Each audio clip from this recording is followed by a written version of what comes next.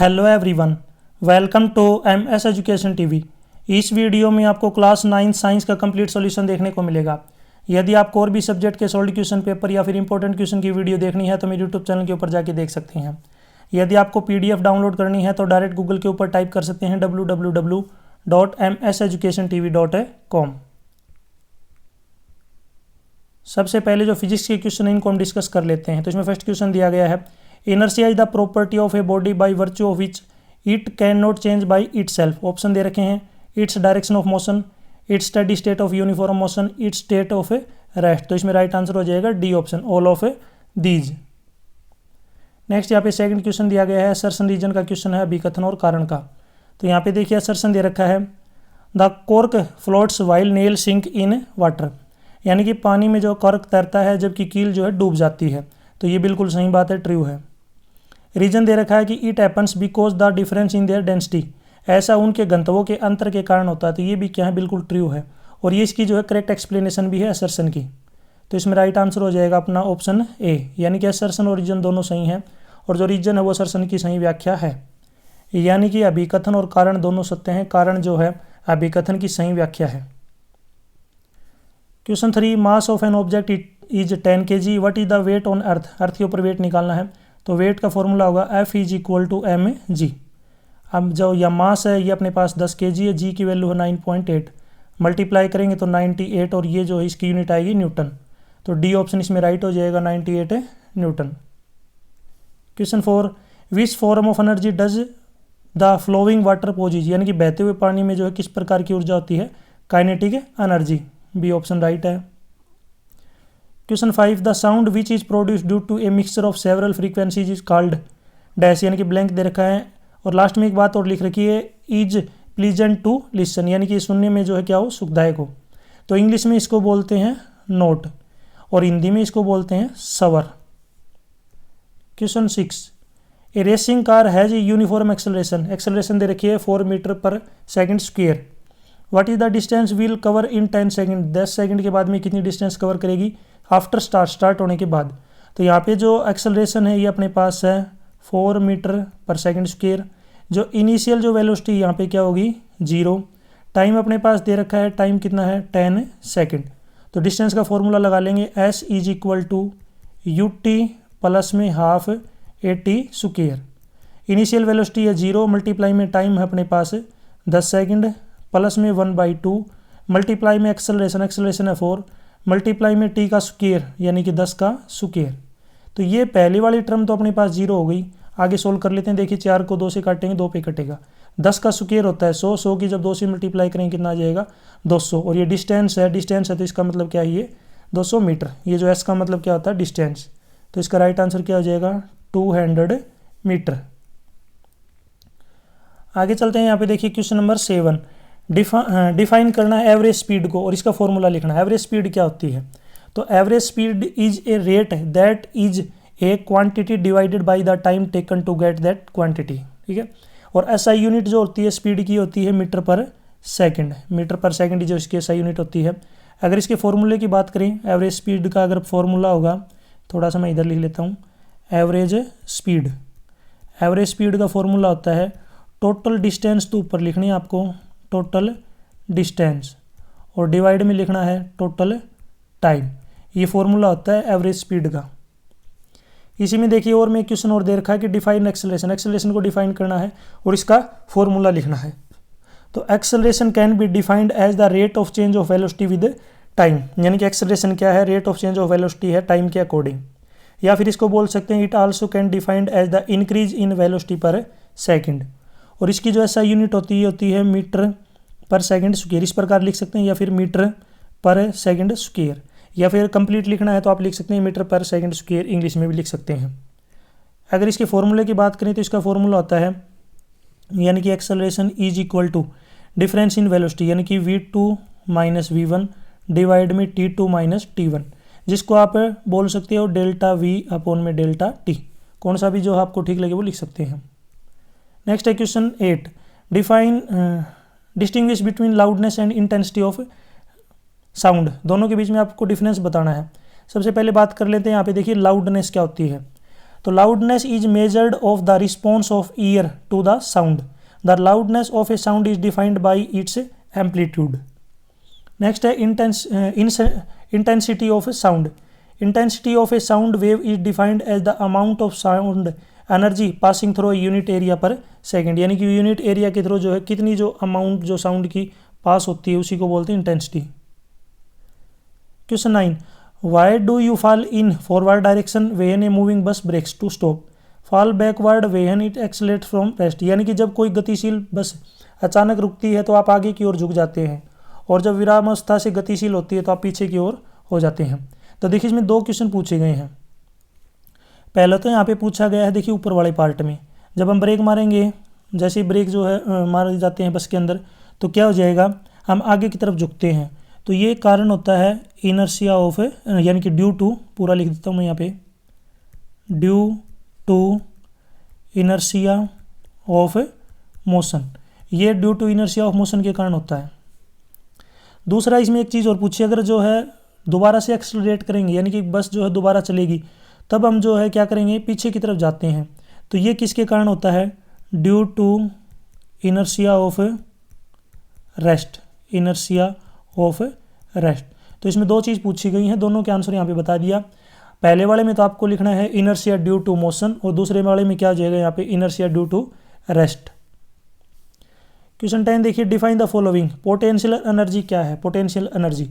तो देखिए इसका आंसर है, potential energy is the energy that is stored in an object due to its position और configuration. In other words, potential energy refers to the energy which can object holds due to its position related to other objects, stress within itself, it electric charge और other factors। Next है power क्या है, तो we can define power as the rate of doing work, यानी कि काम करने की क्षमता, काम करने की दर, ठीक है, rate of doing work. It is equivalent to an amount of energy consumed per unit time. इसकी जो ऐसा यूनिट होती है ये होती है वॉट, ठीक है, इसकी ऐसा यूनिट होती है वॉट, जिसको हम बोल सकते हैं जूल पर सेकेंड। नेक्स्ट इसी में देखिए क्वेश्चन और पूछा गया है, इसी की ओर में यहाँ पे क्वेश्चन है, 1500 किलोग्राम द्रव्यमान की कार का जो है 60 किलोमीटर पर आवर के वेग से चल रही है, रोकने के लिए किया गया कार्य की गणना करें। यानी कि कैलकुलेट करना है वर्क। यहाँ पे इसका मास दे रखा है और इसकी वेलोसिटी दे रखी है। तो यहाँ पे आपको जो है फॉर्मूला पता होना चाहिए। पहले सबसे पहले देखिए वेलोसिटी लिख लेते हैं। तो वेलोसिटी यहाँ पे कितनी दे रखी है, 60 किलोमीटर पर आवर। सबसे पहले इसको मीटर पर सेकंड में हमें कन्वर्ट करना पड़ेगा। तो मीटर पर सेकंड में कन्वर्ट करने के लिए 1000 से मल्टीप्लाई करेंगे, और 1 घंटे में 3600 सेकंड होती हैं, 3600 से डिवाइड। अब काट लेते हैं, देखिए ऊपर काटेंगे इसको तो 5 पे कट जाएगा, नीचे काटेंगे तो 18 पे, क्योंकि 2 जीरो से 2 जीरो कटेंगी। 5 से आगे इसको जो है 2 से काटेंगे तो 5 पे, 18 पे। अब इसको 60 को 10 जो है 6 से काट लेते हैं, 10 पे कटेगा, 18 को 6 से काटेंगे 3 पे। तो ऊपर 10 और 5 यानी कि 15 बच गया, नीचे बच गया 3, और ये मीटर पर है सेकंड। तो हमने इसको मीटर पर सेकंड में बदल लिया। मैं दोबारा से यहाँ पे वेलोसिटी लिख लेता हूँ, 50/3 मीटर पर सेकंड। अब जो वर्क डन है जिसको हम काइनेटिक एनर्जी बोलते हैं, तो काइनेटिक एनर्जी का जो फॉर्मूला होगा, काइनेटिक एनर्जी, आप वर्क डन लिख दीजिए, ठीक है। यहाँ पे मैं लिख लेता हूँ वर्क, और ब्रैकेट में लिख लेता हूँ काइनेटिक एनर्जी। इसका फॉर्मूला आता है 1/2 mv²। तो 1/2 मल्टीप्लाई में मास यहाँ पे दे रखा है 1500, ठीक है, मल्टीप्लाई में v², v कितना अपना 50 डिवाइड में 3 और इसका स्क्वायर, ये हो जाएगा। 50/3 को 2 बार लिख लेंगे जब सोल्व करेंगे इसको। तो मैं यहाँ पे डायरेक्ट आंसर आपको ऊपर बता देता हूँ। तो इसका आ जाएगा यहाँ पे 208,333 पॉइंट में 334, और ये आएगा जूल में। और अगर इसको आपको किलो जूल में बदलना है तो इसको 1000 से मल्टीप्लाई कर लेंगे। 1000 से जब इसको मल्टीप्लाई करेंगे तो यहाँ पे देखिए 2-3 डिजिट छोड़ के डेसिमल लग जाएगा, 208.33, ये आ जाएगा अपना किलो जूल में। नेक्स्ट पे चलते हैं क्वेश्चन 11 का है, यदि 2 वस्तुओं के बीच की दूरी को आधा कर दिया जाए तो उनके बीच गुरुत्वाकर्षण बल क्या होगा। How does the force of gravitation between 2 object change when the distance between them is reduce to half. तो पहले आपको फॉर्मूला पता होना चाहिए। फॉर्मूला होता है फॉर्मूला होता है F इज इक्वल टू जी का मतलब क्या, gravitational constant, m1 m2 divide में r स्क्वायर। यदि डिस्टेंस को आधा कर देंगे तो जो नया फोर्स बनेगा F1, नया force g m1 m2 divide में रेडियस को आधा कर दिया, इसका स्क्वायर करेंगे। रेडियस का आधा करेंगे, स्क्वायर करेंगे तो 4 आएगा, 4 कहाँ पे चला जाएगा ऊपर, तो 4g_m1m2 अपॉन में आर स्क्वायर। अब ये पूरा देखिए ऊपर वाला ही बन गया, ये सेम ऊपर वाला, तो आप इसकी जगह पे क्या लिख सकते हो, F dash is equal to 4 पुराना जो है F, यानी कि जो नया फोर्स है वो बराबर है किसके, पुराने वाले फोर्स का 4 गुना 4 टाइम्स। तो आप कह सकते हैं कि यदि डिस्टेंस को आधा कर देंगे तो जो फोर्स हो जाएगा वो कितने टाइम्स हो जाएगा, 4 टाइम्स, यानी कि 4 गुना। नेक्स्ट इसका बी पार्ट है, right 3 importance of universal law of gravitation. यहाँ पे आपको 3 इंपॉर्टेंस लिखने हैं यूनिवर्सल लॉ ऑफ ग्रेविटेशन के। तो देखिए, the importance of universal law of gravitation is that it explains the motion of planets around the sun, the motion of moon around the earth and the motion of artificial satellites around the earth. It also explain the phenomena of rainfall, snowfall and flow of water in the rivers on the earth. Next है question 11 में, देखिए और में एक question दे रखा है इसी की ओर में, एक पतली तथा मजबूत डोरी से बने पट्टे की सहायता से स्कूल बैग को उठाना कठिन होता है। Why it is difficult to hold a school bag having a strip made of a thin and strong strip. तो देखिए, it is difficult to hold a school bag having a thin strip because the pressure on the shoulder is quite larger. यदि इसकी पट्टी को जो पतला कर देंगे तो प्रेशर क्या हो जाएगा, बढ़ जाएगा। This is because the pressure is inversely proportional to surface area, क्योंकि जो प्रेशर होता है वही सरफेस एरिया के इनवर्सली प्रोपोर्शनल होता है, यानी कि मोटाई बढ़ाएंगे तो सरफेस एरिया जो है क्या हो जाएगा, कम। मोटाई अगर उसकी कम करेंगे तो प्रेशर बढ़ जाएगा। ठीक है, आगे अगर हम बात करें यहाँ पे देखिए, the smaller in the surface area the larger will be pressure on the surface. यदि एरिया कम होगा तो प्रेशर क्या हो जाएगा, बढ़ जाएगा। इसी में सेकंड पार्ट है, a ball thrown up vertical returns to the thrower after 6 second, find the velocity with which it was thrown up, maximum height it's reach its position after 4 second. यानी कि ऊर्ध्वाधर दिशा में ऊपर की ओर फेंकी गई एक बॉल 6 सेकंड के पश्चात फेंकने वाले के पास लौट आती है।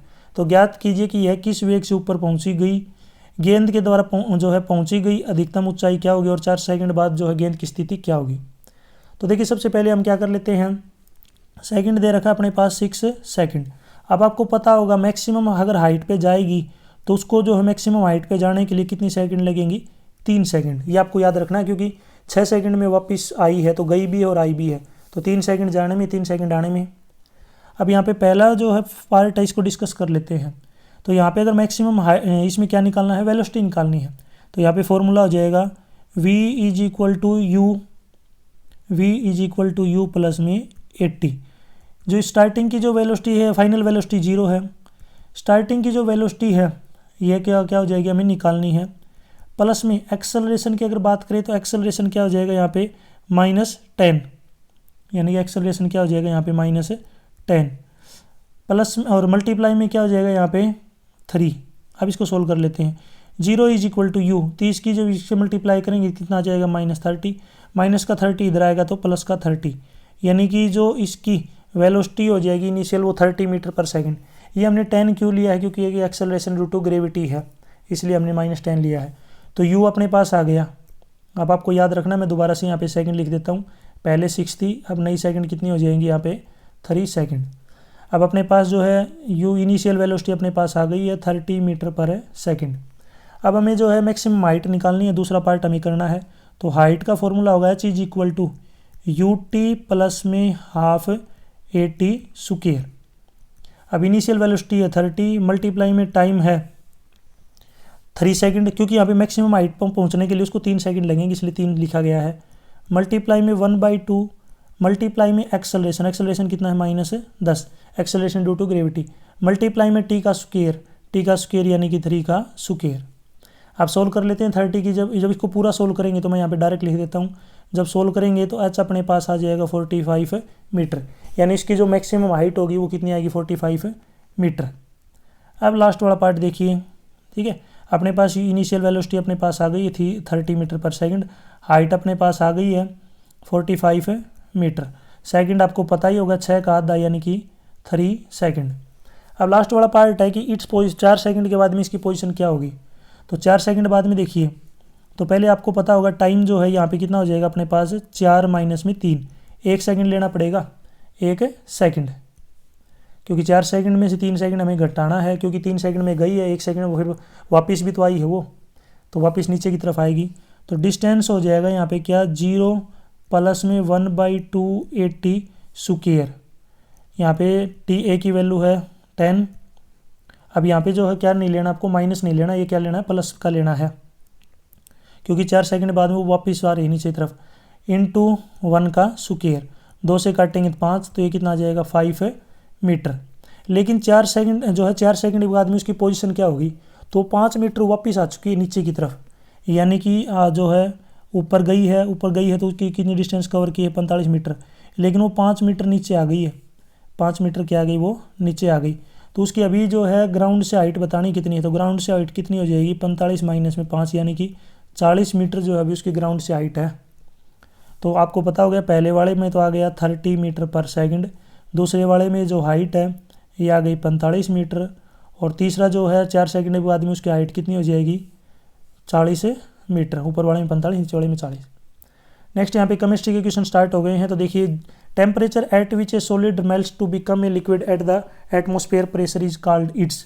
तो इसको हम क्या बोलते हैं, यानी कि जिस तापमान पर ठोस पिघलकर द्रव्य बन जाता है वह क्या कहलाता है, मेल्टिंग पॉइंट। मेल्टिंग पॉइंट बोलते हैं इसको। इंग्लिश में अगर हिंदी में बात करें तो इसको बोलते हैं गलनांक। ठीक है, गलनांक, इसको हिंदी में बोलते हैं गलनांक। आपको बताना है वाटर का बॉइलिंग पॉइंट क्या होता है, boiling point of A water. Water का बॉइलिंग पॉइंट क्या होता है आपको मुझे कमेंट सेक्शन में बताना है। नॉर्मल सा क्वेश्चन है, लगभग सभी को पता होगा। यानी कि पानी जो है कितने टेम्परेचर के ऊपर भाप बन जाता है, वाष्प जो है बन के उड़ जाता है। 13 का क्वेश्चन है, when liquid is spun rapidly the denser particle are forced to the bottom and the lighter part stay at the top the principle is used in. यानी कि जब द्रव को तेजी से घुमाया जाता है तो भारी कण नीचे बैठ जाते हैं और हल्के कण ऊपर की ओर आ जाते हैं। इस सिद्धांत का जो है उपयोग होता है, तो इसको हम क्या बोलते हैं, सेंट्रीफ्यूगेशन, यानी कि अपकेंद्रक विधि। तीसरा ऑप्शन राइट होगा। नेक्स्ट है question 14, which of the following is a physical change. Physical change कौन सा है, तो dissolving common salt in water, ये भी है।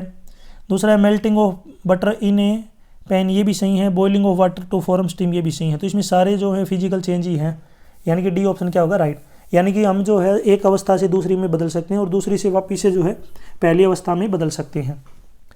लेकिन जैसे दूध से दही बनता है तो ये जो है फिजिकल चेंज नहीं होता, दूध से दही वाला, तो ये क्या होगा, केमिकल चेंज, दूध से दही वाला। Question 15, right the chemical formula of carbon tetra chloride. तो इसका जो है कार्बन टेट्रा क्लोराइड का जो फॉर्मूला लिखना है तो ये होता है CCl4। ठीक है, ये हो जाएगा CCl4। क्वेश्चन 16 का देखिए, if K and L shells of an atom are full then what would be the total number of electron in atom. Atom में जो टोटल इलेक्ट्रॉन कितने होंगे आपको बताना है। तो यहाँ पे K जो है इसका क्या होगा 2, प्लस में इसका हो जाएगा L का 8, टोटल कितना हो जाएगा 10। तो इसमें राइट आंसर क्या हो जाएगा अपना C option, 10 electron.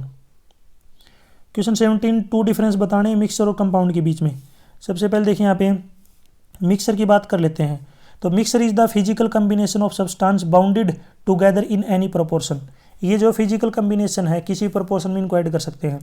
Mixture is an impure substance, ये एक इम्प्योर सब्सटेंस होता है। और एग्जाम्पल की बात करें तो जैसे सैंड एंड वाटर, जैसे रेत और पानी का घोल। कंपाउंड क्या है, compound is the chemical combination of elements bounded together in specific proportion. ये केमिकल कम्बिनेशन है एलिमेंट का, जिसमें जो एलिमेंट होंगे वो स्पेसिफिक प्रोपोर्शन में जो एक दूसरे से जुड़ते हैं। ये क्या है, एक प्योर सब्सटेंस है। और एग्जांपल की बात करें जैसे water and carbon dioxide. Next है जैसे कार्बन डाइऑक्साइड जब मिलेगा तो क्या बनेगा H2O। Question 18, what do you mean by isotopes. Isotopes क्या है, right one example of isotope. Isotope का एक एग्जांपल लिखना है। सबसे पहले बात कर लेते हैं आइसोटोप होते क्या है, the atoms of the same element which have same atomic number and but different in mass number are called isotope. Isotope क्या होते हैं, ये जो है एक ही एलिमेंट के जो हैं होते हैं और इनका जो एटॉमिक नंबर है Z ये सेम होगा, लेकिन जो मास नंबर होगा ये सेम नहीं होगा, ये डिफरेंट होगा।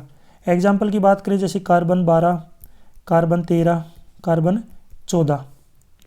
सभी का जो आपको पता होगा एटॉमिक नंबर तो क्या है, सभी का सेम है, लेकिन मास नंबर क्या है अलग अलग, 12, 13, 14। इसी के ओर में एक और क्वेश्चन दिया गया है कि डिस्टिंग्विश करना है इलेक्ट्रॉन्स, डिस्ट्रीब्यूशन करना है इलेक्ट्रॉन का नाइट्रोजन और मैग्नीशियम में। तो नाइट्रोजन का आपको पता होगा जो एटॉमिक नंबर होता है नाइट्रोजन का ये होता है 7। तो इसके जो इलेक्ट्रॉन होंगे इसको हम किस प्रकार लिख सकते हैं 2,5। मैग्नीशियम का जो एटॉमिक नंबर होता है ये होता है 12। तो इसको इलेक्ट्रॉन को लिखेंगे हम 282। तो आपको ऊपर वाला जो है ये एटॉमिक नंबर है, नीचे वाला जो क्या है इनका डिस्ट्रीब्यूशन है इलेक्ट्रॉन का। नाइट्रोजन का 25, मैग्नीशियम का 282। 19 क्वेश्चन में पहला पार्ट दे रखा है कि what will be the physical state of water at 25 degree Celsius. 32 degree के ऊपर जो है पानी की कौन सी जो स्टेट होती है। तो पानी की 3 स्टेट होती हैं, लिक्विड, गैस और सॉलिड। तो 25 डिग्री के ऊपर ये क्या रहेगा, लिक्विड फॉर्म में रहेगा, द्रव्य अवस्था में। नेक्स्ट है B part, why are we able to sip hot tea और milk faster from a saucer rather than a cup. यानी कि कप की अपेक्षा प्लेट में हम गर्म दूध या चाय जल्दी पी लेते हैं, क्यों? ये सभी को पता होगा, नॉर्मल सी बात, आपने दूध को सिलाया भी होगा, चाय भी पी होगी। जैसे चाय को अगर कॉपी में पीते हैं थोड़ी गर्म लगती है हमें, लेकिन उसको अगर किसी में बेली वगैरह में या कटोरी में पीते हैं तो वो थोड़ी जल्दी ठंडी हो जाती है, पीने में आसानी होती है। इसका कारण क्या है? तो इसका आंसर है we are able to sip tea और milk faster from a saucer because it has the larger surface area in the cup. क्योंकि उसका जो सरफेस एरिया होता है वो ज़्यादा होता है। तो आपको पता होगा जो कटोरी में या कोई भी प्लेट में ज़्यादा सरफेस एरिया होगा और जो आपकी कप है, कप के अंदर क्या होगा, सरफेस एरिया क्या होगा, कम। तो लार्जर सरफेस एरिया होगा तो जो रेट ऑफ इवेपोरेशन होगा वो भी क्या होगा, जल्दी होगा। और जल्दी होगा तो इसका मतलब जल्दी जल्दी जो वो ठंडा भी होगा, इसलिए पीना क्या है, आसान। क्वेश्चन 20 का देखिए यहाँ पे, if bromine atom is available in the form, यहाँ पे जो है आइसोटोप दे रखे हैं ब्रोमीन के। यहाँ पे एवरेज एटॉमिक मास निकालना है ब्रोमीन एटम का। तो देखिए यहाँ पे average atomic mass, average atomic mass. तो इसके लिए फॉर्मूला आता है क्या, एटॉमिक मास ऑफ पहले वाले का मल्टीप्लाई में उसकी परसेंटेज, प्लस में एटॉमिक मास दूसरे का उसकी मल्टीप्लाई में उसकी परसेंटेज, डिवाइड में 100। तो एटॉमिक मास पहले वाले का तो कितना है 79, मल्टीप्लाई में 49.7 और डिवाइड में क्या लिख देंगे 100, प्लस में दूसरे वाले का जो है क्या है T1, मल्टीप्लाई में एटॉमिक नंबर क्या है T1, atomic mass number, multiply में 81 के यहाँ पे क्या कर देंगे, मल्टीप्लाई में इसका परसेंटेज, परसेंटेज कितना है 50.3 और डिवाइड में 100। इसको सोल्व कर लेंगे, पहले वाले तो इसको सोल्व कीजिए, फिर बाद वाले में जो इसको सोल्व कीजिए। जब सोल्व करेंगे तो इसका राइट आंसर क्या आ जाएगा, मैं लिख देता हूँ 80.006 U। ये जो इसका क्या हो जाएगा, राइट आंसर। नेक्स्ट है क्वेश्चन 21 में पहला पार्ट है इसका, Al2SO43 का जो आपको नाम लिखना है क्या होता है ये हो गया इसका। चलो ये मैं आपके लिए छोड़ देता हूँ, ये केवल आपके लिए छोड़ रहा हूँ। इसका आंसर आप मुझे ज़रूर कमेंट सेक्शन में बताएंगे। ये मैंने केवल आपके लिए इसलिए छोड़ा है ताकि मुझे पता चले आपने वीडियो को पूरा ध्यान से देखा है और आपको थोड़ी बहुत जो है साइंस आती भी है या नहीं आती। तो अगर कमेंट सेक्शन में इसका ज़रूर आंसर बताएं, अगर फिर भी नहीं आता तो आप फिर भी कमेंट में रिप्लाई कीजिए, मैं आपको वहीं पर इसका आंसर बता दूंगा। दूसरा है K2SO4 क्या होता है, ये होता है potassium sulphate, potassium sulphate. Next है CaCO3, ये क्या होता है, calcium carbonate, calcium carbonate. Next देखिए यहाँ पे 21 का जो है बी पार्ट है कि what are polyatomic ions. Polyatomic ion क्या होते हैं, एग्जाम्पल दीजिए। तो इसका आंसर है polyatomic ions are the ions which consist of more than one atom, जिनमें एक से ज़्यादा एटम होते हैं। जैसे हम बात करें यहाँ पे नाइट्रेट आयन NO3 नेगेटिव, इसके अंदर 1 जो है एक नाइट्रोजन और 3 क्या है, ऑक्सीजन एटम है। इसी की ओर में यहाँ पे क्वेश्चन दे रखे हैं कि एक्सप्लेन कीजिए, सबसे पहला पार्ट है ये का, एक्सप्लेन कीजिए मास नंबर। मास नंबर क्या होता है, तो the total number of protons and neutrons present in the nucleus of an atom is called mass number. यानी कि कोई भी जो क्या होगा, यानी कि एटम के अंदर प्रोटॉन और न्यूट्रॉन को अगर टोटल को जोड़ देंगे जो न्यूक्लियस के अंदर होते हैं, वही क्या होता है, मास नंबर। आइसोबार क्या होते हैं, isobars are the atoms of different element. ये जो एटम होते हैं डिफरेंट एलिमेंट के, हैविंग डिफरेंट एटॉमिक नंबर, इनका डिफरेंट जो एटॉमिक नंबर होता है, बस मास नंबर क्या होता है, सेम। यानी कि एटॉमिक नंबर तो डिफरेंट होगा, लेकिन इनका जो एटॉमिक नंबर का मतलब जेड से रिप्रेजेंट करते हैं, जेड तो एटॉमिक नंबर तो क्या होगा, डिफरेंट, बट जो एटॉमिक मास क्या होगा वो क्या रहेगा, सेम। इसी में बी पार्ट दे रखा, if the number of electron in atom is 8, the number of protons is also 8, then the atomic number is. यानी कि इलेक्ट्रॉन 8 है, प्रोटॉन 8 है, आपको पहला पार्ट पूछा गया है कि इसका एटॉमिक नंबर क्या होगा। तो एटॉमिक नंबर जो है वो इक्वल होता है प्रोटॉन्स के, तो यहाँ पे प्रोटॉन 8 है, तो इसका मतलब जो इसका एटॉमिक नंबर 8 हो गया। चार्ज क्या होगा, तो देखिए 8 इलेक्ट्रॉन है और 8 ही प्रोटॉन है, दोनों को जब करेंगे तो इलेक्ट्रॉन नेगेटिव होते हैं, प्रोटॉन पॉजिटिव होते हैं, तो क्या हो जाएगा चार्ज 0। तो चार्ज क्या होगा आप पे 0। नेक्स्ट देखिए यहाँ पे बायो का जो पार्ट है स्टार्ट हो गया है, जीव विज्ञान। पहला क्वेश्चन है which organelle is known as power house of cell. Power house जो है सेल का पावर हाउस क्या होगा, सॉरी सेल का जो है पावर हाउस किसको बोलते हैं। तो ये मैंने वैसे पहले जो वीडियो अगर आपने मेरी देखी होगी तो उसमें मैंने आपसे पूछा भी था, तो लगभग जो है सभी बच्चों को इसका आंसर पता ही होगा। तो सेल का जो पावर हाउस होता है उसको बोलते हैं माइटोकॉन्ड्रिया, ठीक है, MITOCHONDRIA, माइटोकॉन्ड्रिया। हिंदी में भी इसको माइटोकॉन्ड्रिया लिखते हैं। 23 में देखिए यहाँ पे which tissue make up the husk of coconut. Coconut का जो हस्क कौन बनाता है, यानी कि नारियल का रेशा किस उत्तक का बना होता है। तो इसका राइट आंसर क्या हो जाएगा यहाँ पे स्क्लेरेकाइमा, सी ऑप्शन राइट है। Question 24 nerves tissue is made up of that receive and conduct impulses, यानी कि तंत्रिका उत्तक किसका बना होता है जो संवेदना को प्राप्त और संचालित करता है। तो किसका बनता है, न्यूरॉन का, NEURON न्यूरॉन। या फिर अगर आप इसका लिखना चाहें तो इसी की ओर में आप दूसरा ये भी लिख सकते हैं NERV नर्व सेल। वैसे तो न्यूरॉन जो है बेस्ट रहेगा, आप लिखना चाहें तो लिख दें, फिर भी अगर आपको न्यूरॉन याद नहीं रहता तो नर्व सेल भी आप लिख सकते हैं, अदरवाइज न्यूरॉन को प्रीफर करिए। 25 का which of the following are finned fish. Finned fish कौन सी है, तो मलट, बेटकी और पर्ल स्पाट सभी जो हैं क्या है यहाँ पे फाइंड फिश हैं। तो इसमें जो फिंड फिश हैं, तो इसमें जो राइट आंसर क्या हो जाएगा डी ऑप्शन। नेक्स्ट 26 ग्रोविंग 2 और more crops in definite row pattern is known as. 2 या 2 से अधिक फसलों को निश्चित कतार पैटर्न में उगाने को क्या कहते हैं, तो उनको हम क्या बोलते हैं इंटरक्रॉपिंग, बी ऑप्शन राइट है। क्वेश्चन 27 पशुपालन और कुक्कुट पालन के प्रबंधन प्रणाली के 2 समानताएं बताइए, यानी कि write two common management practices of animal husbandry and poultry farming. तो देखिए इनमें जो सेम चीज़ बतानी है दोनों में क्या है। तो देखिए पहला है proper shelter facilities and there regular cleaning, यानी कि रहने की अच्छी व्यवस्था होनी चाहिए और साफ़ सफाई रहनी चाहिए। दूसरा है some basic hygienic condition such as clean water nutrition, भोजन भी उनका जो है न्यूट्रिश टाइप का होना चाहिए, पानी जो है साफ़ होना चाहिए हाइजीनिक कंडीशन के लिए। और animals are kept in spacious airy and ventilated space, और इनको जो है बिल्कुल खुले में जो है ऐसी जो है साफ़ सुथरी जगह पे रखना चाहिए, और वहाँ पे एयर की जो फैसिलिटी वो अच्छी होनी चाहिए, क्लीन एयर। 28 का देखिए why are lysosome known as suicide bag, यानी कि लाइसोसोम को आत्मघाती थैली क्यों बोलते हैं। तो इसका आंसर है if the cell gets damage, यदि सेल डैमेज हो जाती है, then one of the lysosome burst, तो उनमें से जो एक लाइसोसोम क्या हो जाएगा बर्स्ट हो जाएगा, and release some digestive enzymes, और कुछ जो है डाइजेस्टिव एंजाइम क्या करेगा release, the release enzymes then digest their own cell, और जो रिलीज एंजाइम हो गए वो जो है खुद के जो है उन सेल को डाइजेस्ट करना स्टार्ट कर देंगे।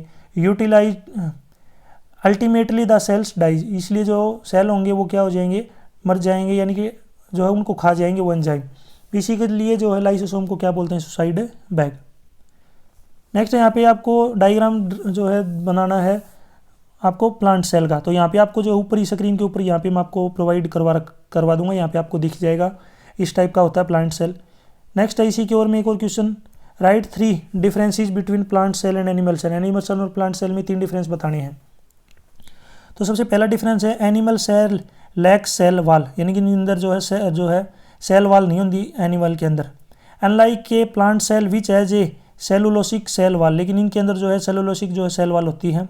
दूसरा एनिमल सेल लैक क्लोरोप्लास्ट, यानी कि एनिमल सेल के अंदर जो है लैक होती है, कमी होती है क्लोरोप्लास्ट की।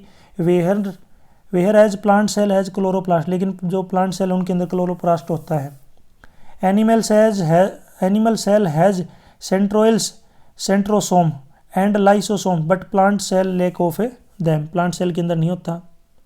30 का how many type of element together makes the xylem tissue, xylem tissue जो है कितने टाइप के एलिमेंट से बनता है उनके नाम बताइए। तो ये होते हैं 4 टाइप, कितने टाइप के होते हैं 4 टाइप। अगर इसका नाम पूछिए तो देखिए यहाँ पे ट्रेचिड पहला जो है इसमें क्या है ट्रेचिड्स, दूसरा यहाँ पे है वसल्स, नेक्स्ट है जाइलम, ठीक है जाइलम पैरेन्चाइमा, जाइलम पैरेन्चाइमा, और लास्ट है यहाँ पे फाइबर्स। ये 4 होते हैं, याद रखना आपको। नेक्स्ट है राइट 3 फंक्शन ऑफ एरियोलर का जो है यहाँ पे जो उत्तक होता है, इसके 3 कार्य बताने हैं, क्या है। तो its provide support and help to protect organs, muscles and many other tissues. It also helps to bind the skin together, provide a protective framework that keeps major structure in place and offer support. यानी कि ये क्या करता है, organs को protect करता है, muscle को प्रोटेक्ट करता है अदर टिश्यू जो है टिश्यू के द्वारा, और ये जो है बाइंड करता है स्किन को बांध के रखता है, स्किन के चारों तरफ ये जो है प्रोटेक्टिव फ्रेमवर्क जो है तैयार करता है। साथ ही साथ contain mast cell and help prevent infection, और इन्फेक्शन को भी बचाता है, इन्फेक्शन से बचाता है। नेक्स्ट है इसी की ओर में एक और क्वेश्चन है, ड्रा लेबल डायग्राम आपको जो ड्रा करना है, मैं आपको इसी में जो है वीडियो में आपको प्रोवाइड करवा दूंगा, आपको स्क्रीन के ऊपर दिख जाएगा। 3 फीचर बताने हैं कार्डियक मसल की। तो पहला है the muscle have station just like skeletal muscles by having action and myosin filaments that are arranged into sarcomeres. Muscles have a involuntary function as their functioning is not under our control. The muscle are myogenic means the contractions are generated within the muscle. Muscle tissue has no regenerative capacity.